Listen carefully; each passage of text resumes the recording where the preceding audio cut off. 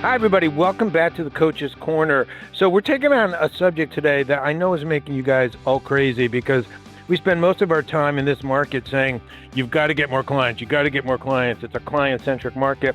And then you guys do all the hard BD work to get clients. And then the clients are moving so slow to make hiring decisions. So if there's anything worse than not having any pipeline, having a pipeline that is lingering and not moving is probably even more painful. So we thought we would take this on. Clients always seem to move slow because we want them to go faster than they want to go, but it does seem like it's happening more often. What do you guys think? Is that our imagination, or is there some institutional or market-driven reason why clients do seem to be hiring slowly? Mike. One, that happens in good times. It happens in bad times. Uh-huh. It happened in the 1800s. I believe it's going to happen in Yeah, 2200. Yeah. And so I think one of the things recruiters forget is that whatever role you're filling, the hiring manager's job is not hiring. It's an annoying thing they have to do to either expand their team or more annoying to replace somebody. Mm-hmm. And so it gets stuck in between all these things that are going on. And because all we do is fill jobs, which to your point, Danny, right?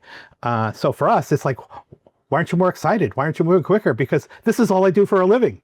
Right. And so, I think 75% of the time it's the recruiter's fault.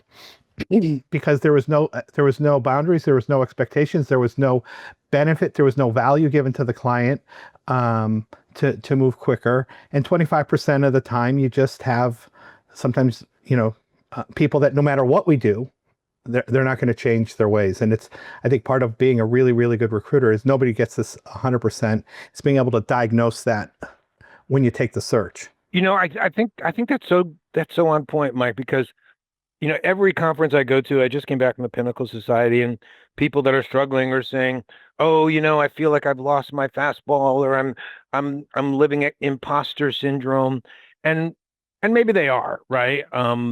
Although, as I told them, like if you're not doing the basics, then it's not imposter syndrome. You're an imposter, right? But the clients are human too, and I think a lot of this comes down to their very human concern about making a bad hire. Like they know, just like in our own companies, I think this is another thing that is skewed by the recruiting industry where there's a lot of turnover because we're a sales business. But most people don't have 90% turnover like the recruiting world. So if I'm running an accounting and finance department, if I'm running a quality control team at a med tech company, I'm very concerned about making a bad hire, not just for the performance, but its effect on morale, its effect on the culture, how it makes me look as a decision maker that I hired this stiff who only lasted 2 weeks. In recruiting, you get away with it. And they go, hey, she was afraid to make calls. She wasn't meant to be a recruiter. We took a chance on her. But you hire a senior quality engineer for 6 figures, you introduce him to the team, and then 6 weeks later, he doesn't show up for work. It's a bad look. And I take this so seriously that for our recruiters, we're always testing for recency bias. In other words, very few people have this question on their intake form, but one of the questions we ask is, was your last hire a bad hire? Hmm. And if they go, oh my God, it was a nightmare, and this guy did this, and he said he was this, but he didn't know how to do that. Okay, well, then guess what? You're going to be a slow-moving client. You're going to be tentative. You're going to be hesitant. You're going to second guess yourself, and you're going to live in fear that your boss is going to say, how many bad hires are you going to make before I fire you? Right. So I'm not saying we wouldn't work a company that says we just had a bad hire. But it is a factor in us saying, I'm not going to commit to this search. This guy just made a bad hire. So by definition, he will hire slowly. You agree with that, Scott? I do. However, I think a lot of it is, what are we doing as recruiters? Are we making placements or are we solving problems? Mm-hmm. And I think if we look at it through that context, I'm not trying to make a placement. I'm trying to solve a strategic problem. Yeah. And so I kind of parse it into three different sections. One of them is, when you are selling your services, are you really identifying those problems that aren't being solved? And are you connecting the solution of those problems with the personal and emotional benefit of the owner of those problems, that executive? Right. Who feels it personally and emotionally the most? The HR director or the VP of sales? I remember I was doing training for an internal recruiting company years ago. I hadn't done much for internal, and I asked them, one of the HR people, what's the worst thing that would happen if you don't fill this important position? She said, well, Harry's going to be all over my back. Well, who's he? He's a VP of operations. I said, is there anything else that's going to be a bad problem if this position isn't filled? No, it's absolutely awful. Well, if I talk to Harry, what's the worst thing that's going to happen if you don't solve this problem? We're going to lose 15% of revenue because we're going to lose our biggest client because the account manager isn't taking care of them. So I think it's on us to really connect with those people that feel the pain of those problems not being solved and to understand Socratic selling. If you go back to spin selling, what's the situation? The situation is I can't find anybody. What's the problem? Well, this is the problem. What's the implication if that problem isn't met? Well, does it hurt here? No. How about here? No. How about here? Ouch, ouch, ouch. Well, let me tell you about my company's process and how I can help you solve that problem. So I think that's number one. I think most recruiters don't understand how to sell Socratically with the key economic buyer who's feeling the emotional context on a personal level of that position being unfilled, or what's even worse, hiring the wrong person and not knowing until 6 months after they've been there. Right. So I think that's number one. I think it's on us to learn how to sell at that level. The other one is setting the expectations of communication. This is what you can expect from me, transparency and responsiveness. And that's what I need to ask from you also. So you now have principle of reciprocity, the quid pro quo. This is what I'm giving you, and this is what I'm asking from you. Okay, that's fair enough.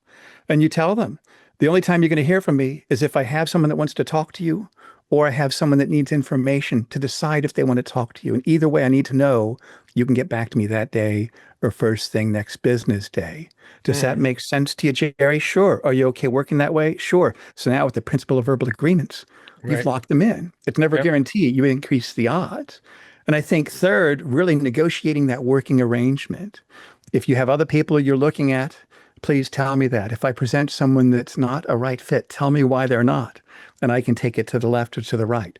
I did this with the recent retained client, and it's a little bit outside of our scope. And I told him, I said, I want you to tell me if I present someone to you, why they're not a fit. And he didn't the first time, and I called him on it. And I earned trust by saying, I know, Jeff, you mentioned this person isn't a fit. You didn't tell me why. I really need to know that. And so I think we need to see ourselves not as a subservient third-party low vendor, but as a peer, as an equal. This is something I'd coach people for years on, is don't say thank you to the executive that gave you the search. Say, I'm excited about partnering together to fill this position. And they'll say, thank you. And you, in your best Chick-fil-A voice, say, my pleasure, because they need you more than you need them, because you have the solution to that key problem. So I think a lot of it kind of even backing up before what you do, what you say is our self-concept. Do we see ourselves as a third-party low-level vendor, or I'm an equal, I'm a peer? My thought model is, you're so lucky to be getting my time right now because I can help you. It's not arrogance, it's confidence going up to the far end before it becomes arrogance, and really having that gravitas to give them pushback, to advise on them, you can't be moving slowly.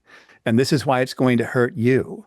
And what you need to do is this, and being able to communicate that effectively to a client that actually draws them to you. Yeah. So that's my whole take on that. No, I get that. And I think you're pinpointing what the real problem, which is we're pushed to get more jobs because we know there's not many jobs. So we're sort of then programmed to say, I don't want to blow this. And so it becomes, beyond like setting expectations, we're just flat out obsequious with these people. We're just like, yes, sir. Yes, sir. Yes, we can do that. Absolutely. No problem. And, even the better recruiters, I find they're willing to push back on some things because they do it from a platform of, I've just talked to 100 candidates and you'll never get somebody for 150 grand. So they'll push back on compensation. They'll even push back a little bit on the competitive landscape and where you can get companies or candidates from. They'll say, oh, you'll never get somebody from company A or company C. but they hardly ever push back on the hiring process. And that's the easiest one to push back on, Yeah. right? I mean, the better recruiters will say, tell me about your process. Exactly. And the better ones will go, oh, geez, dude, we have got to streamline that. I mean, look, I know you're reading in the paper that the average candidate that's unemployed is out for 10 weeks, but the average top candidate is out for 10 days before they get another job. So you cannot have this hiring process. How do we streamline that? Can we put everybody on a Zoom call at the beginning? Can we skip this step? Can we go to that step? Nobody wants to push back on that. And then they, send Joanne saying, can you guys talk on the coach's corner about slow moving clients? Well, that's how you stop it. You push back on the hiring process, which is far easier to push back on than telling them they're not paying enough money, right? Or that they have to change the title of a structured job that they've had for 10 years. So push back up front on the hiring process. People will streamline hiring processes, I find. I don't know if you found that, Mike? Yes, and only half the problems, or even less, I would say, come from, I think in the candy, in the cotton candy world that recruiters live in, they'll hear, oh, our process is 2 to 3 weeks. Okay, that's normal. And then we just buy everything. And I think, Danny, I sucked pretty bad for the first 5 or 6 years of my career. And at least I think I was smart enough to go, I don't want to live like this anymore. Because I was pretty much a patsy. Like, people could roll over me. Like you were saying before we started recording, I just didn't want to hear the bad news. Right. So I didn't ask the tough questions. And we can put tough questions in a whole, under almost every circumstance. And when it came down to like that movie, I think it was Network that came out in the 70s, I'm mad as hell and I'm not going to take it anymore. Right. Yeah, correct. Yeah. So what I started doing was, this is what I advise everyone to do. This was like the greatest learning is, this doesn't just apply to slow moving clients. After every situation that doesn't go your way, or even that does go your way, sit back for 5 minutes with a piece of paper and go, what worked? What didn't work? What can I do differently next time? And if you do that 5 or 6 times a day, the compound learning from that, right? So the commonality that I saw was if instead of going, he's a jerk client, he's moving too slow, they're going to lose talent. Wow. Well, if that's happening over and over and over to me, there's something in me that, to Scott's point, I'm not bringing any gravitas to this. I'm not bringing any authority to this or any expertise to this. And so one is when you're taking the search, to your point, even on the recency bias, how long did the last few searches take? Because they'll all tell you, like, I want them ASAP and we'll get this person. If it's the right person, we'll have an offer out in 2 weeks. Yeah, bullshit. It doesn't happen most of the time. And then what happened? Did you find that in that process, were there people not available at the end that you wanted to even like reconsider when we talk about hiring? And then you just stack like an attorney, you start stacking evidence. Right. Because, I just remember in the first sales book I ever read in 1986, How to Master the Art of Selling by Tom Hopkins. If I say it, they doubt it. If they say it, it's true. Right. So how do I get them to talk about their dysfunction in a situation where I'm not yet pressing for anything? Right. And to Scott's point, I'm the expert. This is why I'm asking these questions in this order, to find and identify your needs so I can figure out how to fix your problem. And then when I get to the end, I'd say, hey, Danny, in this economy, you probably can't afford to mess this one up. Right. And you could say that in a good economy, because in the good economy, they're moving so fast. Right. They've got to get this person on board and they've got to hit their ground running. In a slow economy where they might be a little tainted, they can't afford to mess this one up because they've already messed one up, or budgets are so tight that they've got to maximize every hire. So you can ask that question all the time. And then you've done your whole diagnostic on their process. I noticed you talked about this, and this. And to your point, without repeating anything, now, is there any streamlining? And then I'll say, we're going to do the search. Here's the commitment I'm making to you. I'm going to do a full assessment on anyone we present to you. And it doesn't mean you have to interview them all, but I want your commitment that you're not going to pre-screen on a resume and my cover letter. And that doesn't mean, Danny, that you have to interview everyone I send to you. It simply means you're going to allow me 10 to 15 seconds to defend them. And then To Scott's point, now I can when they go, oh, Scott, I don't want to see him. He doesn't like have enough of. Yeah. Our agreement was, you're right. And then how many times are we going to save an interview? And I love metrics. Every interview we arrange in this field is worth anywhere between $3,000 and $8,000. So in that moment of 10 seconds, we might have just billed $5,000, and recruiters don't look at it like that. And then the other thing is then preset interview times. Not that you're going to get them all the time, but most recruiters don't even ask. Right. Yep. And at least when they say no, that's a test. Are they saying no because they travel a lot? Well, if you travel a lot, can you do a Zoom meeting from your hotel? Like, I can change. We can change these dates, and these are all the indicators of will they be a problem. And again, I don't need 100% compliance on presets, but it's a revealing question. Right. And then to your point, okay, Danny, if you like them, what's the next step? They're going to talk to Scott. Are either of you like on world cruises, family weddings? Just kind of flush some of that stuff out. And I think talking about this point by point in their process shows that you're a serious professional. I'm just tagging off of like what Scott just said earlier. Yeah. And somebody that's going to be less likely to be messed with. And the mistake a recruiter will make is when they do all that is not holding the hiring manager accountable when they violate a commitment. Correct. Yeah. But you're 100% right that if we just look at the momentum of the search, the person who says, hey, I saw that resume, get her in here tomorrow. And that person then says, I want her to meet the team. Let's have her come back Friday. That person on balance is more likely to respond to, hey, she's got another offer. So if you want her, you better make a move. But if a person says, you know what, I know I said I could see Mike on Tuesday, but this is a busy week for me. Can we push it to next Tuesday? Why are you so shocked when he's the same guy that doesn't respond when you want an offer, right? So this is the part that recruiters never get. It's like, it's not a business for one brilliant glib close. I mean, all three of us have been asked for people, what would you say in this situation? And they want a big Broadway musical, brilliant glib close. And we've all had a few of those, but that's not where the money's made. The money's made nudge, nudge, nudge, nudge, nudge, nudge, right? That's where the money's made. The other thing that comes to mind as I'm listening to you guys is recruiters as a whole are pretty good, not great, but pretty good at going to a candidate who's sitting on an offer and saying, look, here's how this looks to the client. You got an offer Friday. You're taking a week to respond. That tells my client that you want something else, you're stalling, and if you can't get something else, you'll take them. And that doesn't feel good. We're pretty good at that, right? But we should use it in reverse. So we should say to a client, listen, Scott, you told Mike you were going to make an offer last Friday. It's now Tuesday. And let me tell you something. To Scott, the way you manage the hiring process is the way you manage, period.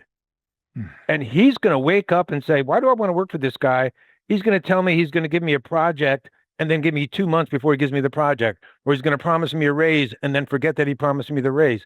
The way you manage the hiring process is the way you manage. So you told me to make an offer Friday. If you make it next Friday, you're going to lose some human capital. Why would you do that?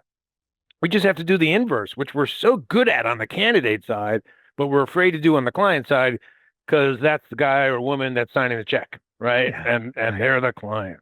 Yeah. One of my favorite, I've had candidates do this with a hiring manager. I've done it with a hiring manager and I'll have my friends do this when they'll call me up and they'll say, I had a final interview. I think it really went really well. They told me they'd get back to me about an offer and it's been like a week or something. I said, call them up. You're the hiring manager. I say, hey, Danny, look, I really want to work for you. And I just got an offer from another company and they're putting pressure on me to make a decision. If you were me, what would you do? And I say to the candidate, if he says anything or she says anything other than jumping through the phone and say, wait, hold on, don't do anything. If they go, well, I don't want to hold you back. You got to do what you got to do. They were never going to make an offer. Right. 100%. And I think it takes it back to the beginning. Should you even be working with that client? I think we need to be looking to disqualify clients that want our services. Mm-hmm. And you want to disqualify them. Now, you can do that better when you have deal flow and cash flow. Sometimes you got to take everything you can just to get started, or if you're kind of dry. But one of the first questions I recommend is, what steps have you taken so far to fill that position? Right. Asking that. And then even asking them, then you go through situation, problem, implication, go deep, and then the need. And then what's the criteria of a search firm that you would feel comfortable partnering with? And then you know what the answers to the test are. But I always say, and I'll give you an example, when you're negotiating a working arrangement with your clients, the only time I'm going to reach out to you, like I said, is if I have someone that wants to talk to you, or I need someone in either way, I need to hear from you within a day or two. And I remember the first time a company president of a big construction company, they built casinos in the Northeast. Foxwoods was their biggest project. The president of the company said, "Okay, that's fine, Scott." And so I present 3 candidates. A week goes by. We're like a week and a half. His assistant, he's not on vacation. I'm so sorry. He's busy. He called me back and he apologized for not getting back. Actually, he didn't. I actually had to call him on it. I said, "Mike, do you remember when we talked about our working arrangement?" And he said, "I'm so sorry. You're absolutely correct. It won't happen again." And I'm like, I didn't go like, "Huh, that's better. That's more like it." I was like, "Terrific. I'm glad we got," I'm like, you just segue into who's your first, second, third choice. But you need to respect yourself because you're a professional services provider that works at a high level, because you're doing things that even your clients can't do. Talk to their competitors' best people all day. Yeah. You know things they don't know. Yeah. And so I think that's one thing. I think also looking for a way to move that deal forward. For example, I had a candidate that met with a client on a Friday afternoon, and the candidate moved to Phoenix, and this is a big construction company, one of my first really big clients. And the candidate's name was Joe. Joe calls me Friday late morning after the interview. "It's great. I'm so excited. Thank you so much." My client calls me late in the afternoon. "Joe's okay. We'll let you know." Well, Monday morning, my client calls me at 9 o'clock. And he said, "Scott, we have a problem." I said, "What's the problem?" He says, "Joe, your candidate that interviewed with me Friday, is sitting in my office right now. Come on. He thinks I made an offer to him and he thinks he works here." And so I thought, what does a good recruiter do? I told my client, I said, "Steve, do you want to hire him?" and he said, and he thought, and he said, "Yeah, I do." Come on. He started, they paid me on time, and the guy stayed there until he retired. Sometimes you get lucky. Sometimes you get lucky. No, I think what we got to do, Scott, is we got to call that the Scott Love show up close. Just have him, just I love at that. the final interviews, just have him show up in the office. I'm gonna have every candidate that goes on an interview bring an invoice with them and just put it on the desk and say, "Let's cut to the chase, dude." Awesome. Will be ever known as the love close. Yeah. The love close. Yeah, That's awesome. Love it. It's great. But the client intake though is a big reason why this is happening. I think there's 2 reasons why it's happening more often. One is clients know the market too. So it just doesn't work anymore to say you're going to lose Scott if you don't hire him, because they're like, "Okay, I read the papers. There's 8 million just like him." And then you put that together with, they don't want to make a bad hire and they're getting more choosy. So that's a big part of it, right? You don't have that big club of you're going to lose this guy, which is the fundamental way we leverage things. But on top of that, I hear a lot of these client intakes. And by the way, and I don't say this as a shill. I pay for the service. But I'm telling you, transcription software is no longer a nice to have. It's a have to have, because not only is it a great training tool, but now we're using it with chat all the time. It's like, here's my intake call. Analyze this intake. What else could I have done? Where can I find these people? Market map this search for me. You've got to have the transcription. We take an interview with an NPC. We throw the interview in chat and we say, write a presentation, an NPC presentation in the style of Danny Cahill, and give me 25 companies that have a posting right now that this person could go to. I mean, you've got to have the transcription software to do it. But to my point, I'm listening to a lot of client intakes in transcription, and it's just remarkable. First of all, the recruiter's talking almost all the time. They're in a 30-minute intake. The recruiter's talking 19 minutes. There's 10 open-ended questions, and most of them are being asked by the client. Yeah. And I listen to them after, and I say, you know what? You didn't take a job order here, Scott. You gave a job order. You told them what you think they should be hiring because you work in the niche and you're an expert. And then you get off the phone, believe your own bull, find candidates that you think they should hire, and then you send them and you say, boy, they're awfully slow to move on these great candidates. That's because they're the wrong candidates because you created this opening instead of taking the opening the way you used to. I would put some of my 2-year people up against my 10-year people in a heartbeat in doing an intake because they have a lot more humility and a lot less hubris, and they're just asking questions, right? So some of this we're bringing on ourselves, I think. Yeah. Yeah. And that's why I said at the beginning, I said, I think 75% of the problem is us. Yep. 100%. Because we're just so happy to get a search. Yeah. We're not discerning. We don't want to ruffle any feathers. And then we get frustrated at the end. It's like, I'll get calls from clients, Danny, and they'll be almost like you. They want that miraculous close phraseology. Right. And they'll say, well, this is going on. What can I do? And I go, did you? And they're like, no. Did you at the beginning? No. Did you? I go, there's nothing I can do. Yep. You just have to pray. Right. Yeah. So Yeah. 100%. 100%. Well, it's going to be an ongoing issue, I think, until this market has more certainty and less turbulence. So I think the message is you've got to qualify more up front. You've got to have the temerity to say, I would like this job order, but if not, I'll go find a new one. And then, look, I've been saying this forever. I went to the Pinnacle meeting this past week and somebody said, you're the time kills deals guy. It's like, yes, I started saying that 30 years ago. Yeah, I'm gonna die soon, and my tombstone is gonna be said, time killed Danny. Yes, absolutely. But it really comes down to that. You got to have the guts to say, if this has been going on for a while, it's not going to happen. Now let's see if we can either fix it or move on, because that's the reality. That's the reality. The blessing of every slowdown, because we can't call this formally a recession, but no, it's not even close. But the blessing of any slowdown, for me personally, was as much as I hated them in the moment and I wouldn't want to revisit them, is I got better. Yes. Because I would not, it's one thing to sit there and go, it is what it is, and do the same thing I did in great times and expect the same results in slower times, versus all the strategies we talked about, we learned because we messed up. Yeah.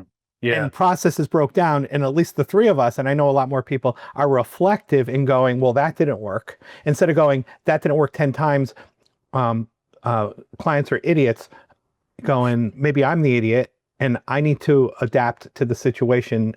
And actually, what all that does, and Scott talked about this at the beginning, we bring more value because of that. 100%. I used to think that nobody will ever say anything more true than Tony Robbins saying, if you keep doing what you're doing, you'll keep getting what you're getting. But nowadays, that's not true anymore. Nowadays, if you keep doing what you're doing, you'll get less than what you were getting. And that is scary. That is scary. Because everybody. Put that on your tombstone, Danny. Oh, yeah. It's going to be a big 100 time kills all deals. That could be, you could be a series of quotes. We're going to need a mausoleum. Yeah, for sure. 100%. Yeah. All right, boys, I won't keep you. Slow-moving clients, fast-moving trainers. Let's get on with our day. Thank you so much. Hey, we'll good talk, guys. See you guys. It's a pleasure. Bye.